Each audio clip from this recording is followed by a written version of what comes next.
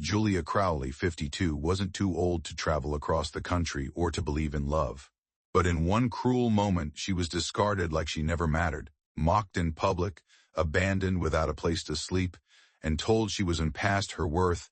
What the townspeople didn't expect was that the woman they laughed at would be the one to face down a knife, outshoot a stranger, and reclaim the dignity they tried to strip away. Steam curled up into the cool Wyoming air like restless ghosts as the train slowed down, and the locomotive hissed an alarming sound. With her gloved hand tightening around the handle of her battered carpet bag, Julia McCrowley stepped down from the last car and stepped away from the vehicle. She was wearing her most beautiful blue dress, which had a high neck and delicate lace at the cuffs.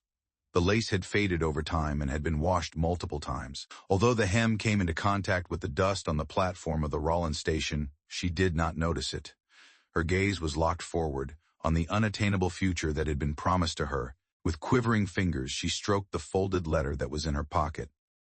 It appeared as though the letter contained reassurance in the form of writing and paper. 4 months had passed since the letter had been delivered.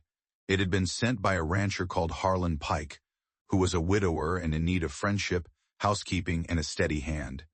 I had read that he desired to have a wife. When Julia read his response, she was overcome with emotion since he had responded with such kind words and such warmth. He had noticed her listing in the matrimonial listings newspaper. She had never imagined that a guy would ever write her a letter like that again, especially at the age of 52. As she took in her surroundings, she adjusted her hat, which had a large brim and was already stiff from the grime of travel. The town has a raw and unfiltered appearance. There are 2 saloons, a chapel, and a dry goods business that has a sign that is crooked. Dust made its way onto everything. Her arrival was not anticipated by anyone else. Because she was the sole passenger still on board, she stood awkwardly as the train groaned and wheezed as it began to depart.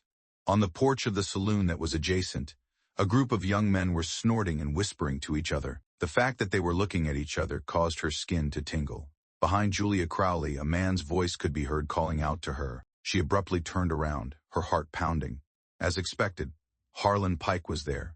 He had a face that was sun-brown in color, sandy hair, and a thick mustache that curled at the corners.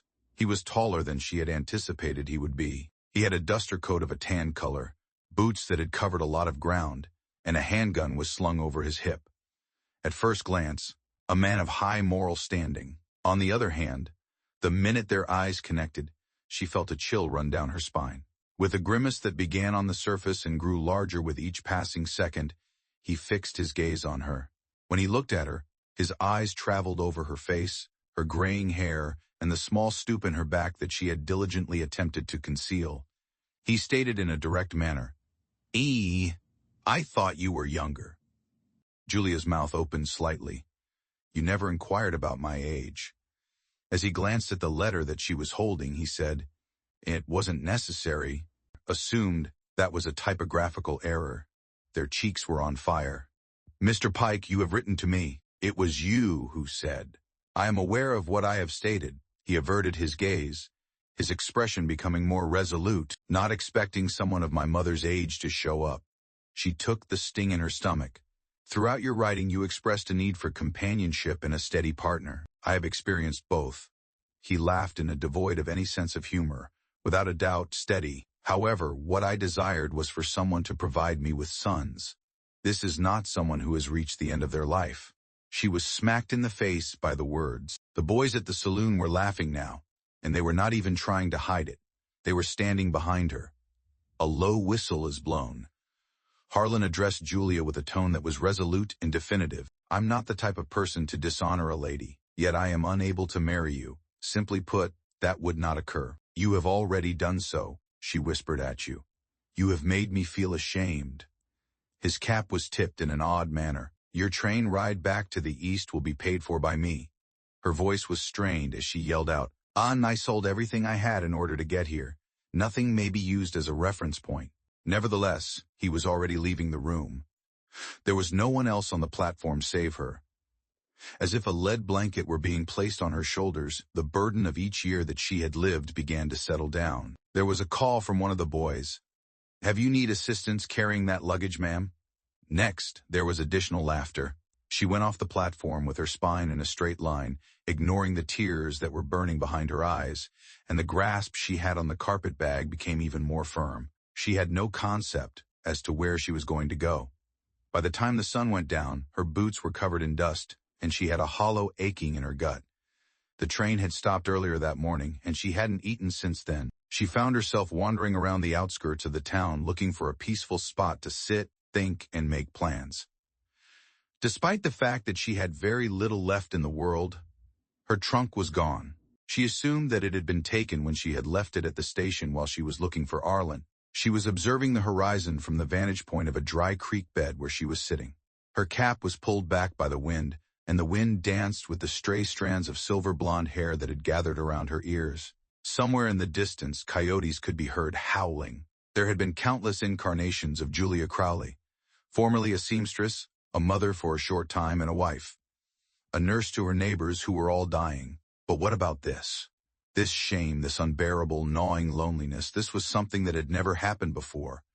She had been silent for her entire life, doing what was right, keeping her hands folded in her lap, and keeping her chin up. All of these things had brought her to this point, to a patch of cracked soil, beneath a sky that was getting darker, in a town that did not want her on its streets. If she had stayed at home, she would have allowed herself to become like all the other women who have been forgotten. Following the flash of lightning that occurred in the clouds in the distance, the low, distant rumble of thunder was heard. She required a safe haven. A sufficient amount of damage had been done to her dignity. She stood up with a stiff posture and started going in the direction of the light that she saw flickering in the window of a cottage that was located far away from the town. However, before she could make it to the road, she heard a voice calling her from the shadows. "Do you not win, ma'am?" As she abruptly turned, her heart skipped a beat. Suddenly, a man emerged from the darkness of a cottonwood grove on horseback. The hooves of his horses were gentle on the compacted soil. As the lamp that was suspended from his horse wavered, it shed a golden and shadowy light over him. He had a lean and square-shouldered appearance, and his eyes caught the light just enough to reveal their sharpness. He appeared to be in his mid-50s. On his back was a gun that was slung across his saddle, and he was dressed in a dark cloak that was covered in trail grit. Despite the quiver that was occurring in her stomach, she maintained a firm voice and stated, "So don't take us sneaking up on folks, sir." In a calm tone, he responded, "I didn't mean to sneak. I just spotted you wandering in the direction of the gulch. After dusk, it is dangerous to be in these areas." While straightening her back, she said, "Oh, I've seen worse. I have faith in that." He continued to observe her for a brief period before dismounting. "It is my name, Thomas Beckett. A cabin is located not too far away from here. They have food, warmth, and a fire. There is a good chance that you could use all three." She was hesitant. After noticing that she had paused, he said, I don't expect anything. Just a spot to dry off and relax. It won't be long before this storm passes." She looked up at the heavens. The clouds were churning like ink that was boiling. The breeze has taken on a sour taste, and if we are being completely honest, she did not possess the strength to argue against the offer. In conclusion, she stated, "I suppose." "You are really kind, Mr. Beckett." With a nod, he extended his hand to her and invited her to climb up behind him. Another moment of hesitation passed before she finally put her hand in his. The encounter proved to be quite warm. The only sounds that could be heard were the whisper of the wind and the steady thumping of hooves. The appearance of his cabin coincided with the beginning of the first heavy raindrops to fall. A simple building made of rough stone and timber components. Glow emanating from windows that have been lubricated. The interior was filled with the aroma of wood smoke and rabbit stew, which was thick in the air. Julia felt a groan in her stomach. "He instructed you to take a seat. I'll purchase a blanket for you." She complied with the command and sat down in the rocking chair that was located next to the fireplace. She felt a flood of warmth wash over her, so dissipating the chill that had crept into her bones ever since she arrived at the station. A mug of coffee was presented to her by Thomas. "If you would like to use it, there is a quilt on the bed." She drank gently, the astringent heat dispelling the cloudiness that had settled in her chest. "He stated that you are not from this area." "No," she responded to me. "I was destined to be here." The man, however, had a change of heart. He did not inquire as to the reason, adding, "Son, I am 52 years old. just in case you were curious about it. No, I wasn't. That is what hushed her. So I am sorry that you were treated in such a manner, he remarked. This place is full of idiots who believe that a woman ceases being a mathematician after the age of 40. Julia gave a hint of a smile. It was believed by some that I stopped doing mathematics at the age of 30. Once he had removed his coat, he hung it up beside the fireplace. About 5 years ago, my wife passed away. Fever. After that, it has been just me and the task. There is a certain kind of silence that I am familiar with. He gave her a glance, then gave her a more serious look, and finally he nodded. Thunder shattered the sky outside. The roof was pounded by the rain. Inside, two strangers sat together by the light of the fire, bound together by the slender thread of dignity and the loneliness that they shared. The chair was leaned back by Julia, and she let out a sigh. What she had come for had not been found by her. Nevertheless, something or someone had discovered her. Additionally, the storm had only started to develop. Aside from the constant beat of rain on the roof, the only sound that could be heard inside the small hut was the faint crackling of the fire that was burning in the stone hearth. Julia sat with her hands curled over a tin mug of coffee that had long since become lukewarm, despite the fact that she continued to sip it with a rhythm that was absent. She was wrapped in a patchwork quilt that had faded. She was firmly rooted in the here and now by the heat of it. Whether it's slight or strong, while moving, Thomas Becket did so in a stealthy manner.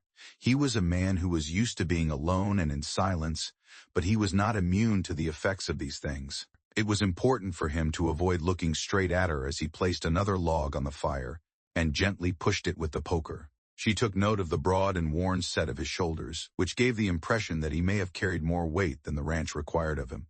She expressed her willingness to assist in a gentle voice, pointing to the pot that was simmering over the flame. Already, you have accomplished enough. Instead of turning around, he responded, "You are a guest." On the first night, guests are not required to work. Although the response was cordial, there was something about the manner in which he delivered it, gentle, forceful, and devoid of any opportunity for debate, that caused her to return to the chair she was sitting in. The storm was raging outside in full force at this point. The wind rustled through the cracks in the wood, and the rain pounded the roof in a frantic and unrelenting rhythm.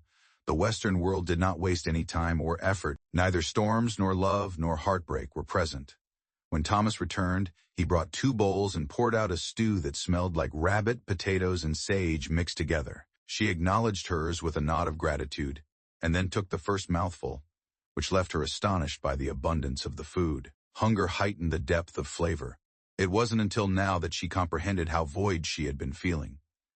During the short seconds that they were eating, they were silent, but it was the kind of stillness that seemed earned rather than awkward. It was ripped in some places, but it was warm, and it hung between them the way a shared blanket would.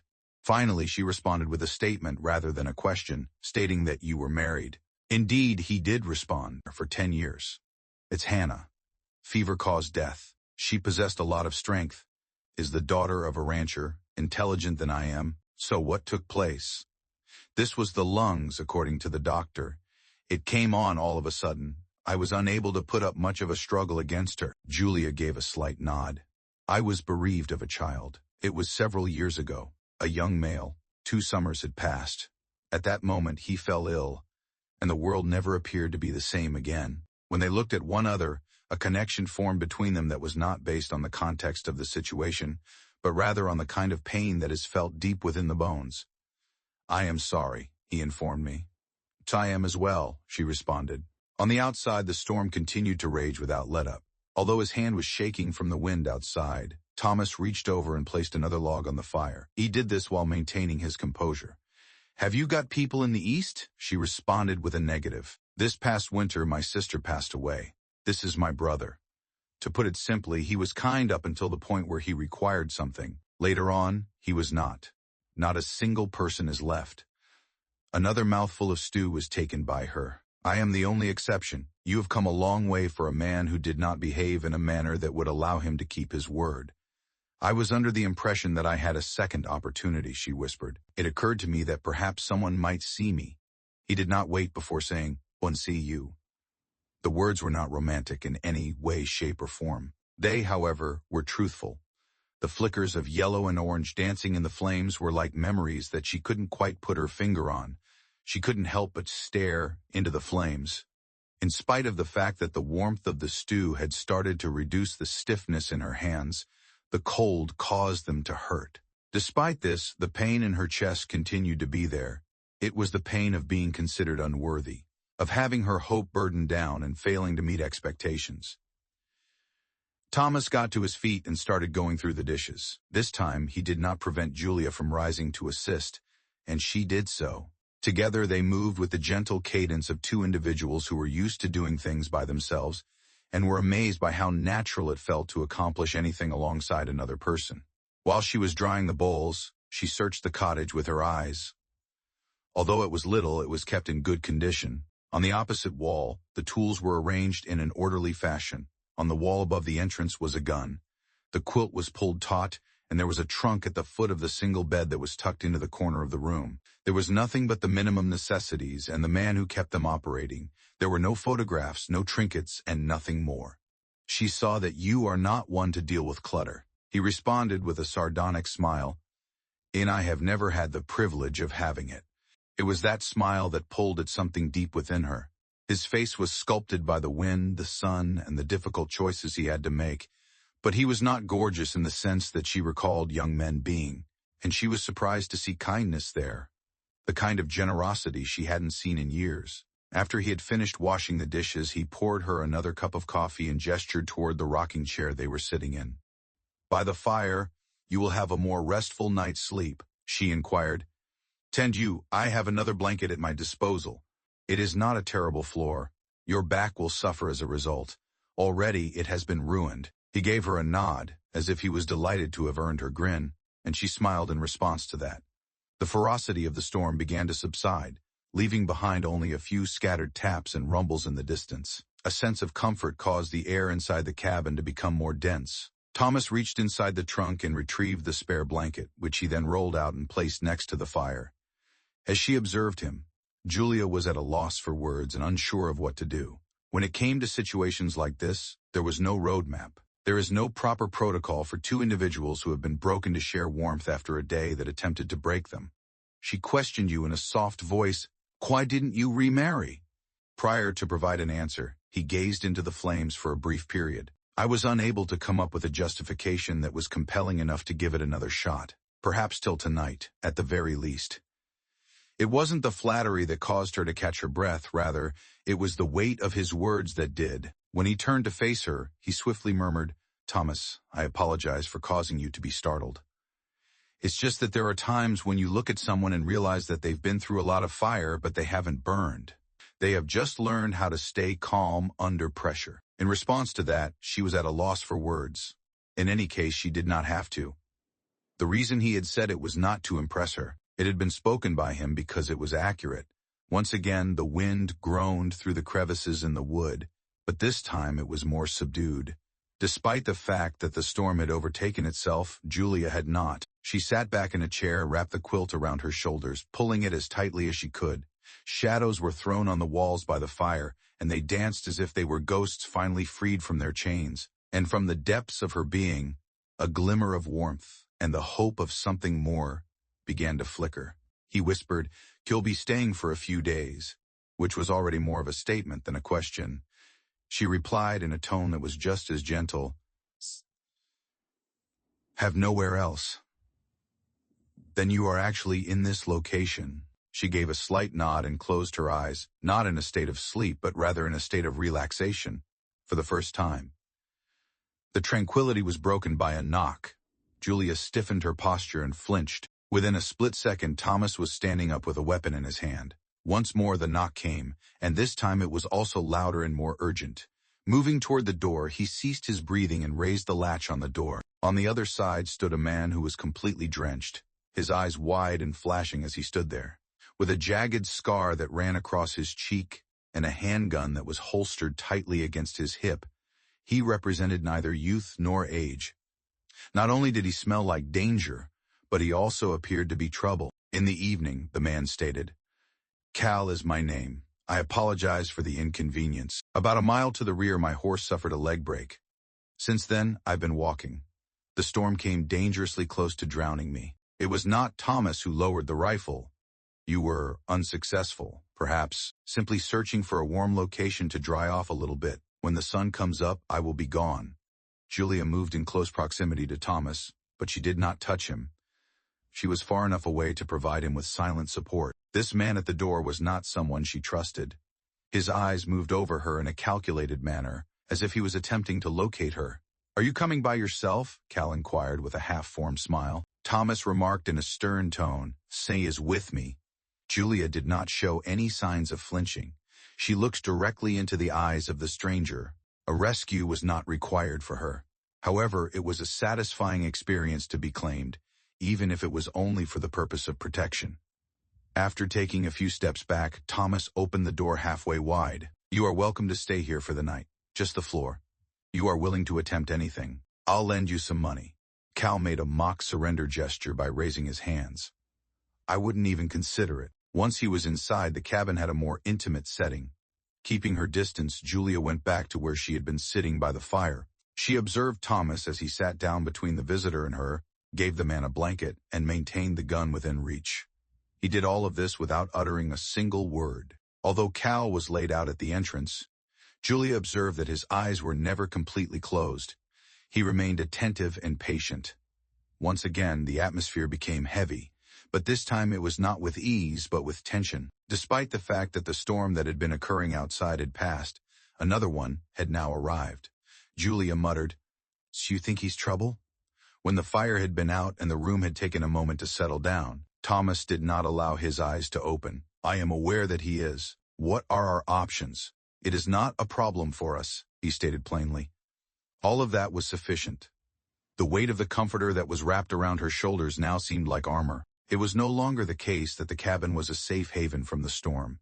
It was as if we were on a battlefield, with silence serving as a shield and fire serving as a torch. However, she did not look terrified, not any longer. Slowly and in a grayish manner, the morning made its way inside the hut, bringing with it the aroma of damp earth and ash. The first person to stir was Julia, and the warmth of the dying fire was just barely clinging to the air. She cleared her eyes and blinked away the haze of sleep before sitting up, the patchwork quilt dropping off her shoulders. The stranger, Cal, was still lying there wrapped in the spare blanket when her eyes wandered to the doorway they were standing in. However, his breathing was not correct. It was too even and too contrived. The floorboards made a faint groaning sound beneath her bare feet as she stood in a leisurely and peaceful manner.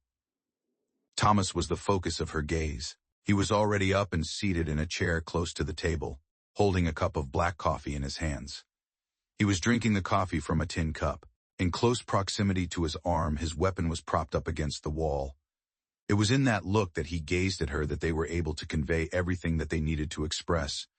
Despite this, the man remained a threat. In order to boil up additional water, Julia moved to the small stove and laid a pot on it. While her hands were working without her conscious effort, her mind was racing. A sense of dissonance and artificiality pervaded the arrival of Cal. It was too thorough that his eyes had searched the room, and his queries were too nonchalant. He was one of those men who didn't knock unless they had something to gain from doing so. When Cal finally roused, he moaning and sitting up as if he had woken up on his own accord. "Morning," he mumbled, his voice scratchy from the cold he had endured.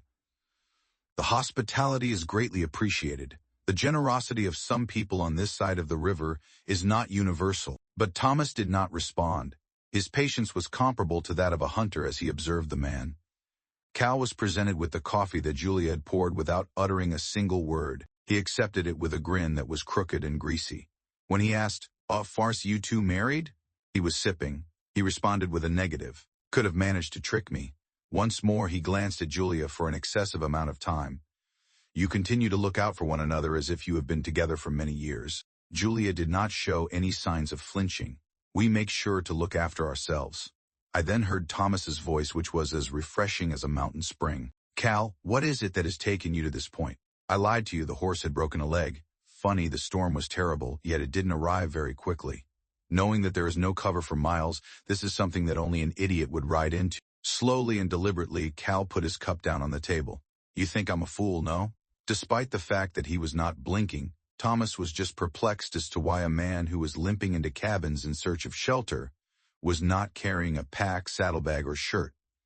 A hush fell over the room. Even the wind that was blowing outside appeared to stop. Cal's grin did not disappear, but it became more tense. As far as I can tell, Beckett, you have a very suspicious mind. Experience is the best teacher. After making a modest movement, Julia positioned herself in a position where she was between the stove and the cupboard where Thomas stored his sidearm. Despite the fact that she had no idea what was going to take place, her body was already getting ready for it. There was no longer any stiffness in her back. In preparation for action, her fingers curled. "It is not that I have a problem with you," Cal said. "The only thing I needed was a place to stay for the night. As soon as I finish eating, I will be on my way." In a methodical and slow manner, Thomas stood up and poured himself another cup of coffee. "You are not going anywhere as a rider. Apparently your horse suffered a leg break." The smile on Cal's face wavered. Thomas continued by saying that there are no new tracks outside. There was no trace of a horse. Julia observed Cal's fingers as they moved closer and closer to the blanket that was next to him. She moved closer to the cabinet by taking a half stride. And then it took place. Cal sprang, not for the door or the coffee, but for Thomas's rifle. He knew he was going to get it, but Thomas had counted on it happening. However, just as Cal's hand was about to seal around the barrel of the gun, he gripped the butt of the weapon. As they wrestled for control, the chair scraped backward and the two men grunted as they struggled to maintain control. No screams came from Julia. She did not become frigid. She opened a cupboard with a yank, removed the little handgun from its hiding place, and cocked it out. "Oh, let go," she said with a solid tone in her voice. With his palm still firmly gripped on the rifle, Cal froze and began to pant. The handgun, which was pointed directly at his chest, caught his attention briefly. The phrase, "and let go," was repeated by Julia. Cal slowly let go of his hold on the man. Thomas took a few steps back and raised the weapon so that it was aimed squarely at the intruder. Julia maintained her composure. She was laughed at by Cal, who said, "You don't look like much." An elderly woman armed with a firearm. She retorted that she, too, did not appear to be that impressive. "We are, nevertheless, here." Thomas moved his chin in the direction of the entrance. "Get away of here, right now." "I will not be able to go," Julia snapped. "That is not a problem for those of us. You admitted to having lied. That is sufficient." While he was assessing his chances, Cal took a deep breath. Something must have been unyielding in both of their features, because he mumbled a curse and walked toward the door. He must have seen something in both of their expressions. "Every time I see you again," Thomas cautioned me, "I am not going to wait for you to initiate the conversation." When Cal departed, he did not utter a single word, and the door slammed shut behind him. It wasn't until the sound of footsteps started to fade away into the damp morning calm that Julia's hand finally lowered. Following that, she let out a sigh and placed the pistol on the table.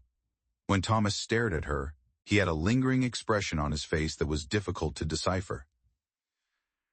"You did a good job with that. I've dealt with much more difficult situations." It was a new cup of coffee that he poured for her and then placed in front of her face. "You have more determination than the majority of men I've ever met." Taking the cup, she nodded her head in appreciation. "A lady will experience this if she is treated as if she is frail for a period of 50 years.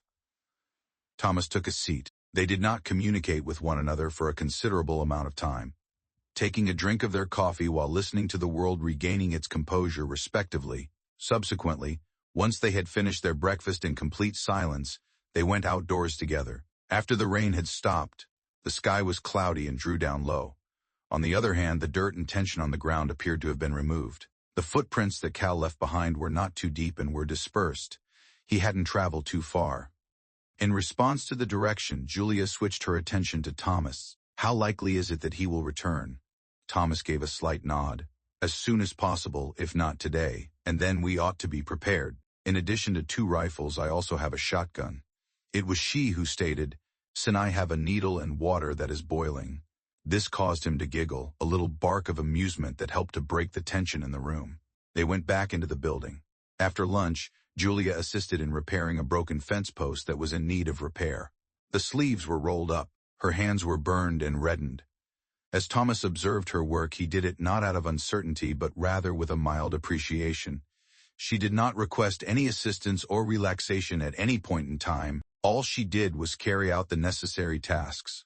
By the time nighttime arrived, the cabin had the impression of being more of a fortress than a haven to take refuge. Not in its defenses or its armaments, but in the manner in which they behaved at this moment. Wordless, together, without a doubt. Thomas finally broke the silence by announcing that there would be a dance in town on Saturday. Julia lifted one of her eyebrows. A dancer, you? It wasn't going well, but I thought maybe we could still go. Give the community something in which they may discuss. Are you truly unconcerned about what others will say? They are going to state that I brought the most respectable woman anywhere in 3 counties. The corners of Julia's mouth turned up in a grin. She commented, "Shall give it some thought." He did not press despite his nod.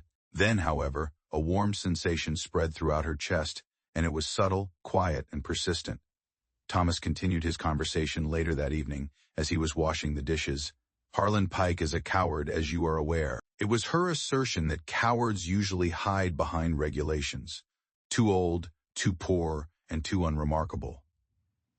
The reason they make excuses is so that they can avoid admitting that they are terrified of powerful women. Thomas remarked that you are more than just powerful. I have no fear of you. She turned her gaze toward him while suds dripped from her fingertips. However, despite my fear, I continue to take action. The distinction lies in this. The two of them looked at each other. The time frame was drawn out. Thomas moved in closer to this. He said, "If you'd give me permission, I'd like to court you in a proper manner." For an extended period of time, Julia looked at him. "I am not a female. I am not here to be courted in the manner of a..." He responded by saying, "Shh, and I don't want a girl. My ideal partner would be a woman who is self-aware and aware of her value." After allowing her hands to dry on a handkerchief, she replied, "I suppose you can begin with a dance on Saturday." He wore a grin. In spite of this, she was unable to take pleasure in the levity of the situation since there was a knock from the door. The weapon was already within Thomas's reach at that moment. She seized the gun in her hands. In a deliberate and unhurried manner, she opened the door.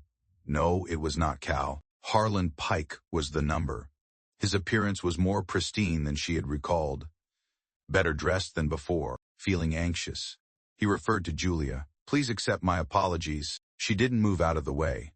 "I was mistaken," he clarified. "My evaluation of you was too hasty. Oh, I had no idea that you are the kind of woman that you are." She responded with a negative. "You came to the realization, or simply put, you did not enjoy it." He took a swallow. "My goal is to put things in order. A license was brought by me. I have access to witnesses in the city. On the condition that you return, I will marry you." Thomas did not move behind her at any point. After a long and quiet moment, Julia peered at Harlan while holding the door frame in her hands. Then she grinned at me. "It is not kind. In front of the entire community, you chose to ignore me and turn your back on me, allow them to make fun of me. I was told that I was too old to be a wife. And now that another person has seen me, I suddenly become someone who is worth your time. An error was made by me." She responded with a negative. "Simply put, you didn't believe that I would come across someone who could see beyond my ears." The door was shut after she took a few steps back. You heard the latch click. One of Thomas's eyebrows was lifted. "Didn't anticipate that happening today." That is what she said. "As soon as they understand that you are not waiting for them, men like Harlan invariably come back around to you." She went back to the dishes while giving a quiet humming sound. Watching her from the doorway, Thomas leaned in against it. There was something stable that had taken root in the space that separated them. It wasn't just that dignity had been protected, it was reclaimed by the owner. As nightfall crept over Rollins, the sky took on the appearance of a watercolor, with rose and violet colors. Julia was able to see the chapel steeple, reflecting the last of the amber light of the day from the hill that was located toward the outskirts of the town. This caused the chapel steeple to cast long shadows across the dirt roads and weather-beaten buildings. Her hands were tightly held in front of her as she stood next to Thomas, and the edges of her shawl were fluttering in the breeze as it caught the breeze. Since Harlan's visit 2 days ago, they had not communicated with each other very much. They wasn't required to do so. The silence that had fallen between them had taken on a new significance. It was no longer empty, but rather brimming with comprehension. A faint sound of music could be heard coming from the community hall below them. Now the dancing had started. "Are you certain about this?" The question was posed by Thomas, who cocked his hat back just enough for her to notice the uncertainty that was tugging at his brow. In response, she smiled wryly and said, "No." Despite this, I will be going. He extended his arm to me. It was taken by her. An occasional rustle of wind in the brush and the sound of boots crunching on gravel were the only sounds that could be heard during the trip into town. As they got closer to the hall, they could hear voices and laughter coming from the direction of the open doors. It was the sound that caused Julia's stomach to turn. The years of falling between the cracks were not easily forgotten. Despite this, she maintained a confident demeanor. On the inside, the corridor was alive with activity. The makeshift dance floor was filled with couples who were dancing to the accompaniment of fiddles and banjos. Sconces running along the walls were lit with flickering candles. The aroma was a combination of sawdust, booze, and sweat. And then, as if it had been predetermined, every single person's head turned. In the presence of Thomas Beckett, Julia Crowley, who was dressed in a plain lilac dress and had her hair pinned in silver, entered. It was only a moment, yet it was sufficient for the room to pause. That same feeling of embarrassment that she had experienced on that train platform was now in her chest, and she could feel it. On the other hand, she did not shrink this time. They looked at her one by one, and none of them were able to keep her stare for an extended period of time. While he was guiding her through the crowd, Thomas gave a courteous nod to those individuals he recognized. Like dust-trailing boots, whispers followed them throughout the room. But it didn't make a difference. He invited me to dance with him. She was hesitant. It's been years since I've done that. I too have not done so. We are going to be dreadful. In spite of herself, she did a chuckle. You have a dogged pursuit. I recognize you, Julia, and I will not give up. His hand was taken by her. During the initial few steps, the feet were clumsy and awkward, and the turns were offbeat. Laughter, on the other hand, came easily, and the rhythm quickly resumed. Perhaps it was not to their bodies, but rather to their sentiments. She exuded warmth from the middle of her being. They danced once more, and then once more, and all of a sudden the stares stopped. The whispers became less audible. After that, everybody went back to living their own lives. Even a few of them grinned. With a sigh, Julia walked away from the floor. This was the first time in years that she had grinned like this. There was a throbbing pain in her cheeks, and her heart was beating with something wild and free. She went out onto the porch and allowed the atmosphere of the night to cool her down. A glimpse of the stars could be seen emerging from the indigo canvas that was above them. At the same time, she closed her eyes and rested against a post. It was a voice that broke the silence. Would you actually go with him? Her eyes suddenly opened wide. While standing just beyond the reach of the lantern, Harlan stood with his arms crossed and his eyes furrowed in astonishment. She admitted that she had not chosen him. He chose me exactly as I am. It was without apology that he took the initiative. I made my way back. I endeavored to put things in order. Her response was that you returned because you noticed that someone else was interested in me. As a result of your actions, he had his jaw clenched. You have made me look foolish in front of the entire community. Also, you embarrassed me in front of people I had never met before, she remarked as she moved forward. It is the fact that I was able to recuperate. The man gave a head shake. He is of advanced age. What he has is nothing. I am in possession of land, a dwelling. If I had given you more, I would have. No, she replied in a voice as tough as steel. More would have been stolen by you. This is my pride. This is my fire. It is my very being, to create the impression that one has a name written down. As he snarled at you, you are making a mistake. Stepping into the light, Julia's eyes glowed with excitement. Contrary to what you may believe, I was wrong to ever believe that your letter meant anything. The door opened with a creak just behind her. Although his face was unreadable, Thomas appeared with a tight body. His question was, "Is everything all right?" When Julia was only settling old business with Harlan, she did not break her stare with him. Harlan shifted his attention to Thomas. Do you believe that this is past? Are you under the impression that people will simply forget that she is twice as old as the girls you could have had more of? Thomas spoke in a quiet voice and stated, I did not want a girl. I was looking for a woman who would not give up when things were difficult. Harlan laughed in a mocking manner. You are going to come to regret it. The voice of Julia instantly alleviated the strain. Go away. Behind his eyes, he glanced at her with a harsh expression on his face. After that, he moved much too quickly to stop. As Harlan leaped, the light from the lantern illuminated a flash of steel before his eyes. Thomas moved in front of her at precisely the moment when the blade began to arc. As she shouted, Julia groped for the revolver that was hanging around her waist. For the sake of safety, Thomas had asked that she bring it with her tonight. Thomas, however, slammed his fist into Harlan's face before her fingers had even finished wrapping around the handle of the weapon. It was the blade that made the porch clang. In a state of horrified disbelief, Harlan lurched backward, bleeding from his nose. Nothing was said by Thomas. He had no reason to do so. With eyes that were dark and unshaken, he was aiming the pistol. What he stated was that if you pick that up, it will be the very last thing you touch. Harlan stumbled, looked between them, and then, upon making the realization that he had no more authority in this location, he turned around and ran out into the darkness. The porch was once again devoid of sound. Unaware of the situation, the music continued to play inside. A trembling breath was exhaled by Julia. Her hands shook with fear. Thomas shifted his attention to her. "Does it pain you?" She simply shook her head, expressing her anger. A gentle touch was made on her face as he moved closer to her. "It was a pleasure to meet you." With a single breath, she let out a laugh that transformed into something more gentle. "My sincere apologies for ruining the dance." Based on what Thomas said, he did not ruin anything. An argument was made by him. "Oh, what is that? That the amount of value you possess has never been contingent on the approval of individuals like him." A portion of her had been buried for many years due to years of silence and sadness, and the words landed somewhere deep within her. Also, they discovered something that was gleaming. "I was terrified," she was saying. "My fear was that I would never be seen again by anyone. When I spotted you standing in the rain, I noticed you right then and there," he said in response.